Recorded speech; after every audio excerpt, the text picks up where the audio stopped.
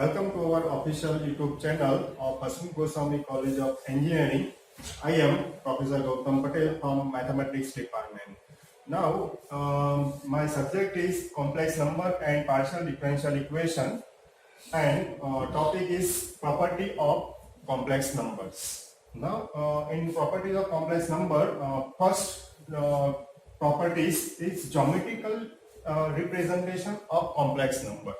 Now, we know that complex number is x z equal to x plus iy. Now, we know that this is xy plane,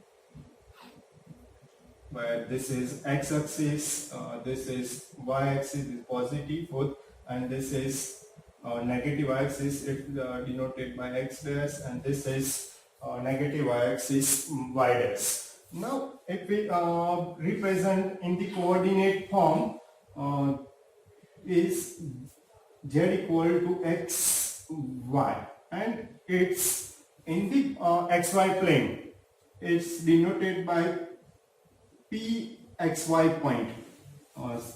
Suppose this is here p xy points. So now this is x distance and this is y distance, and this x is, we know that it's this x, that means this distance is a real part and this y is a imaginary part. So this x is on the real axis, and which is x axis, and y on the imaginary axis, and that's and which is y axis, that means this one. Doesn't matter it's positive or negative, sometimes p is here, maybe it's here, any quadrant. So it's depend on the positive negative value, it belongs in the quadrant. Sometimes it's on the axis like this one.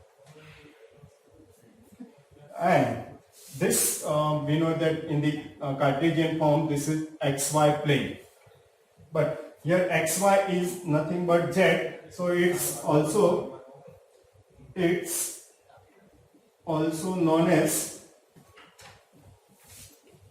z plane, and this plane is described by Argand's. That's why this is known as Argand's plane also. Okay. Now we discuss next is algebra of complex number. Algebra of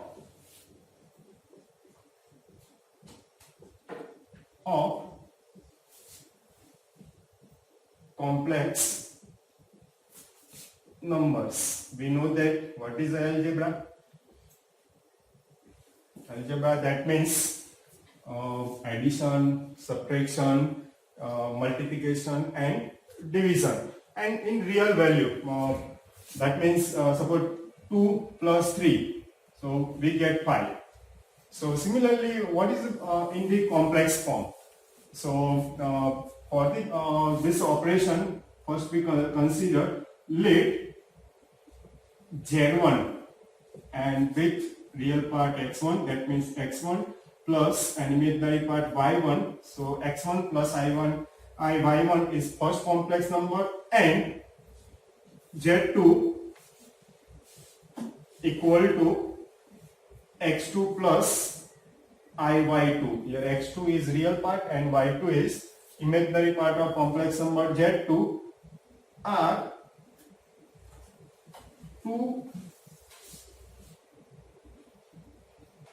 complex numbers.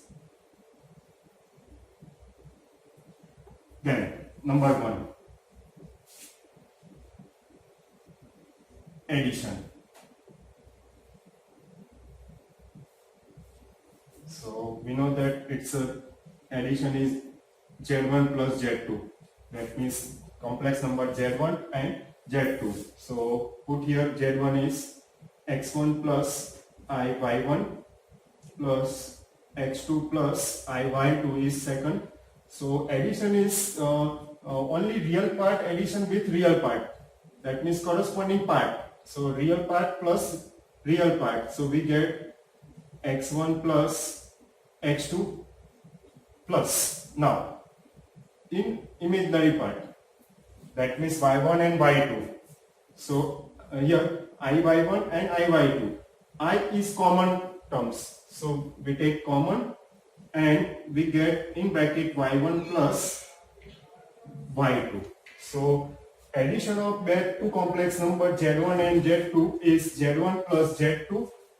We get x1 plus x2 plus I y1 plus y2. Now this answer, that means this is also one single complex number. For like a 2 plus 3, we get single real number. So two complex number addition is a single complex number, and this is real part of this z1 plus z2, and y1 plus y2 is imaginary part of this z1 plus z2. Number 2 is subtraction. This is basic thing, but it's a little bit important. So subtraction is z1 minus z2.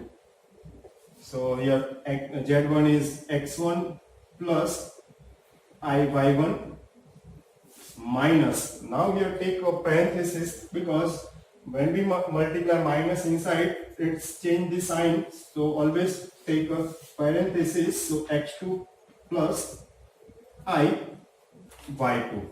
Now multiply minus inside in the second parenthesis. So we get x1 plus I y1 minus, and here plus. So minus plus minus, minus x2, minus plus minus I y2. Now similarly, like addition, we get x1 minus x2 plus I y1 minus y2. Okay. So we get z1 minus z2 is x1 minus x2 plus I y1 minus y2. Now, and next number 3 operation is multiplication. This is important than previous two, because here some property include of the I. So here z1 into z2. First we put z1 and z2, x1 plus I y1 into x2 plus I y2. Now first take x1 and multiply with second parenthesis. So x1 x2 plus I x1 y2 plus. Now take second terms of the first parenthesis with multiply with second parenthesis. So I into y1 x2.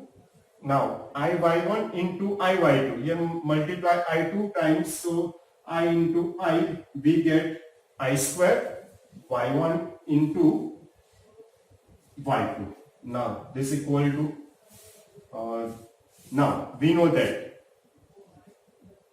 in the previous our YouTube lecture, I square is minus 1. So this I square is minus 1. So we get minus y1 y2. Now here I does not exist, in here not exist. So both are real terms. That means this is x1 x2 minus y1 y2 is real part of z1 z2. Now in these two terms we take I common, so plus I x1 y2 plus y1 x2. Now this is imaginary part of z1 and z2. Okay, so this is a little bit important than addition and subtraction. And last is number 4 is division. This is very important because in division we use conjugate of the complex number. So in division we know that division, that means z1 divided by z2. Now put here z1 z1 and z2. So x1 plus I y1, x2 plus I y2. Now this equal to paper equal. Now to convert in single complex number, first this denominator converting the real value by multiplying conjugate of this x2 plus I y2. That means it's x2 minus I y2, and here similarly x2 minus I y2, this equal to, now denominator is becomes x2 into x2. Now we know that x plus y into x minus y, this equal to x square minus y square, and also apply here I square property. So x2 square plus minus, similarly here minus, but I into I square. So and I square is a minus 1 because of I square is minus 1. So plus minus minus, I square is minus, so minus minus becomes plus, and y2 into y2, it's a y2 square. And in numerator, this x1 plus I y1 into x2 minus I y2. So similarly, like a multiplication, so x1 x2, you directly write x1 x2 plus minus minus I square, so plus y1 into y2, this one part. Next plus I into y1 x2 and minus I y2 plus x1, so minus, but I is common, so here minus x1 y2. Now separate division by x2 y2 square with this and this, so we get real and imaginary part of z1 and z2. So this is a division of two complex numbers. Division of two complex number. Now we go to in the next is different form of complex number. Now we discuss only using only Cartesian form. So first here write topic different form of complex numbers. Number one is Cartesian form. We already used this Cartesian form, like z is x plus iy. So this is known as a Cartesian form. Your x is real part, y is imaginary part, and we also know that geometric interpretation of Cartesian form is this z equal to x plus iy. This point is z equal to x plus iy. Now number two is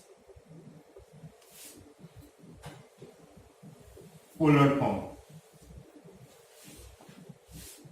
and Cartesian form is also known as rectangular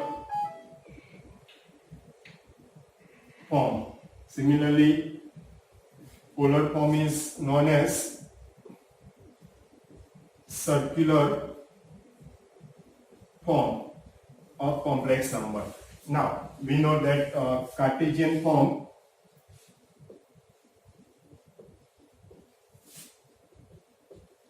is z is x plus iy, and now in polar form this is one coordinates of polar form theta, and this distance is r. This distance is known as r radius. That means this radius, if we rotate this point, so we know that it's become circle. That's why it's a circular with different theta. So this is known as a circular form, and relation between Cartesian and polar form is x equal to r cos theta and y equal to r sin theta. Now we substitute this, so we get z is r cos theta plus I r sin theta. This equal to, now in both term r is common, so we take outside, so we get cos theta plus I sin theta, and this is known as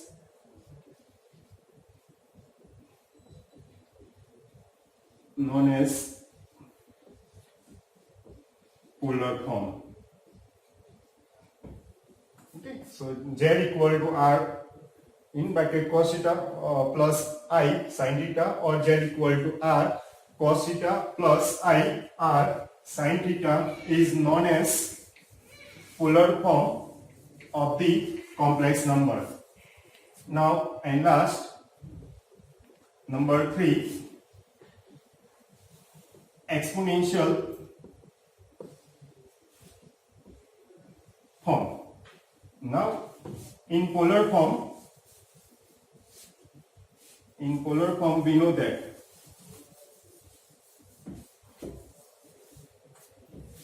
z equal to r cos theta plus I sin theta. Now one mathematician Ehlers give one formula. Ehlers gives cos theta plus I sin theta. This equal to e raised to I theta. That means e raised to I theta is nothing but cos theta plus I sin theta.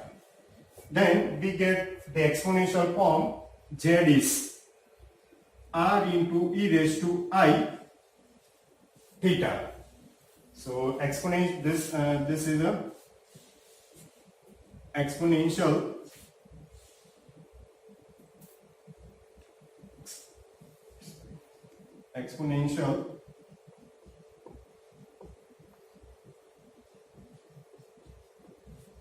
form. Okay, so now take some note about this note. So now z is r e raised to I theta and its conjugate. We know that it's a z bar, so r and e raised to I theta bar, but r is real value, so r is r, but e raised to I theta is cos theta plus I sin theta, and this becomes e raised to I theta is cos theta plus I sin theta, and its bar e raised to I theta bar.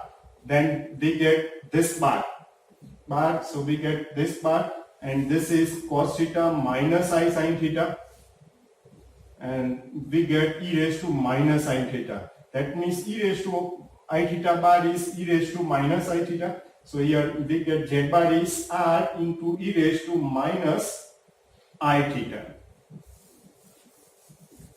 So now this is nothing but r cos theta plus this one, z is r cos theta plus I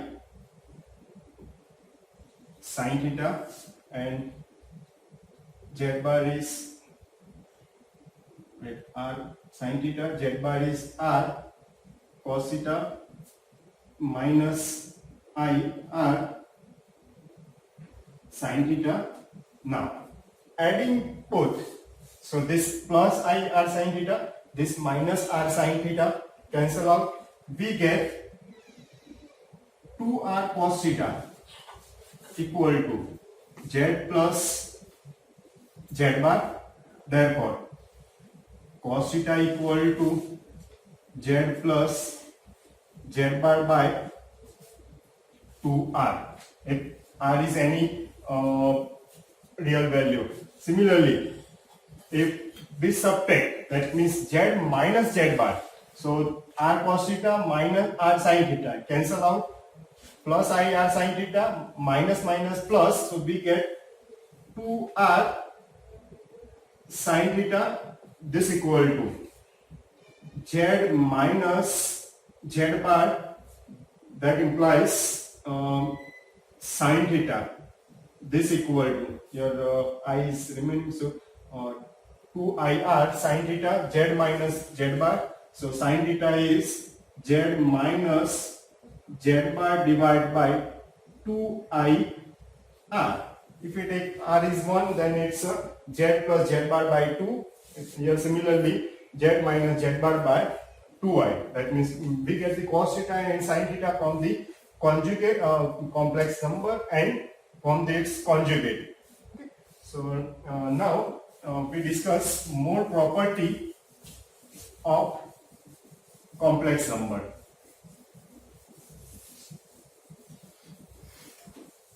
So next is before more property, we take one topic is modulus and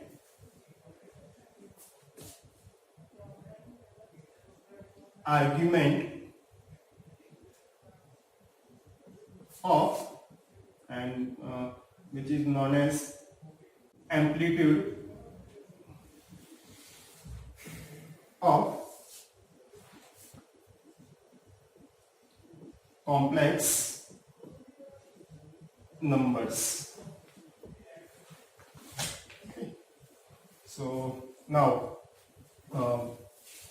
you know that z is x plus iy, and in the polar form it's r e raised to I theta, that means exponential, but and polar is r cos theta plus I r sin theta. Okay, so now this r, that means this r is nothing but modulus. R is nothing but modulus. It's denoted by r equal to mod z, and this is square root of x square plus y square, and r, we know that r is the radius. So when we find the radius, so apply square root of x square plus y square, and this is nothing but modulus of complex number z, and this theta, that means this theta is nothing but argument. Theta, this equal to, and it's find by using tan inverse y by x. But always remember this theta depend on the belongs in which quadrant, means complex number belongs in which quadrant. So always remember this theta. If it's first quadrant, then theta is depend on the quadrant, or depend on the value of the complex number. Now, so this is argument of Z. Okay, so R, that means mod Z is modulus of Z, and theta is argument of Z. Now, argument, but this argument is anyone, because we know that suppose Z is here, so we have theta is 0, 2 pi, 4 pi, minus 2 pi, minus 4 pi, like this one. That means there are infinitely many arguments for one single complex number Z. Suppose here, so theta is pi by 2, 5 pi by 2, 9 pi by 2, similarly negative 5 pi by 2, like this one. So this argument is infinitely many value, but we have one particular argument which is known as principal argument, and this argument is bounded by fixed value. That means and it's denoted by, not all books, but some books denoted by arg, that means simple arg, and this this argument is also denoted as simple arg Z. Not always, but sometimes arg Z, and this belongs to open interval minus pi to close interval pi. That means minus pi less than principal argument Z less or equal to pi. Okay. So the principal argument must be belongs to this boundary. That means open interval minus pi to close interval pi. So when we calculate our principal argument Z, so our principal argument must be belongs in this interval. Otherwise, this is known as a simple argument. Only argument Z, anyone, because argument Z have infinitely many values. So this is right, but not a principal argument if it does not belongs to this minus pi to pi interval. Okay. Now,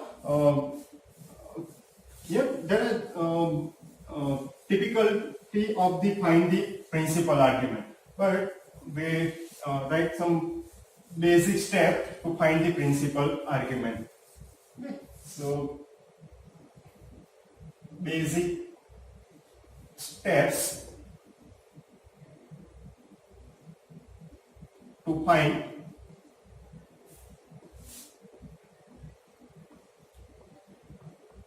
principal argument.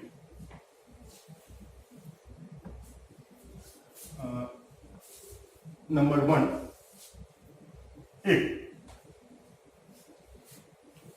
Z in or here on positive x-axis, geometrically here this is Z, x, y, Z plane. Okay, then principal argument Z equal to always 0, then principal argument is 0. Now number 2, that means we take first quadrant. So if Z in first quadrant geometrically here Z. This is Z plane, this X and Y. Then principal argument Z, this equal to tan inverse y by x. Tan inverse y by x. Y is a we know that y is a imaginary and x is a real part of the complex number Z. Now number 3. If Z on the positive y-axis and this angle, that means here this angle is pi by 2, so argument Z is pi by 2. And one more thing is, always remember this argument is always calculated in the radian form, that means in the pi form, not degree form like a 30, 45, because argument is only it's depend on the real numbers. That's why argument is find only pi form, that means radian form. So here positive y-axis argument Z is pi by 2. That means here this Z is here. Okay. Now next number 4 step form. If Z in the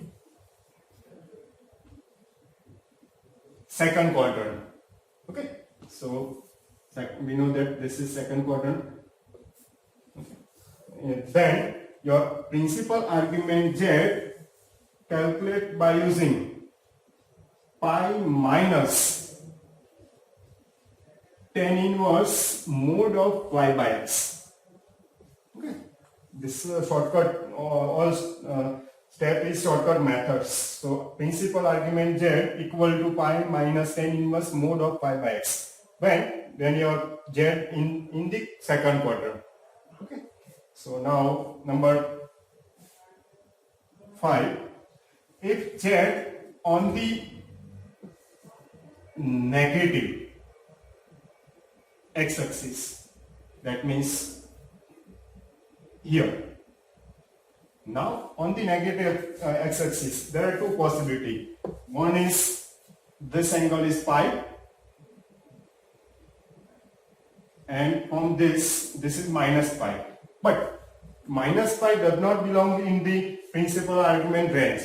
So when your number on the negative x-axis, your principal argument Z is positive pi. That means only write as a pi. Okay, so principal argument Z is pi. Now, and number 6. If Z in the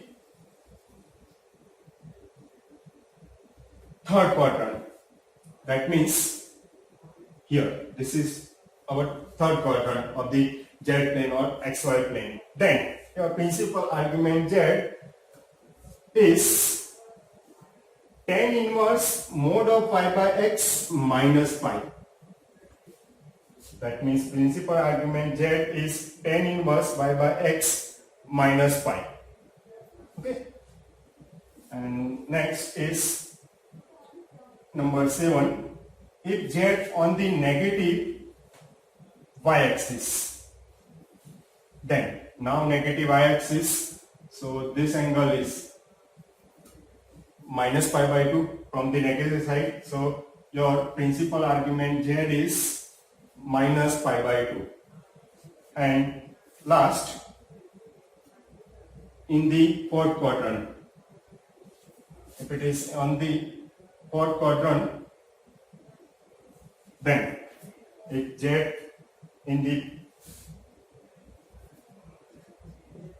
fourth quadrant, then your principal argument Z is minus tan inverse mod of y by x.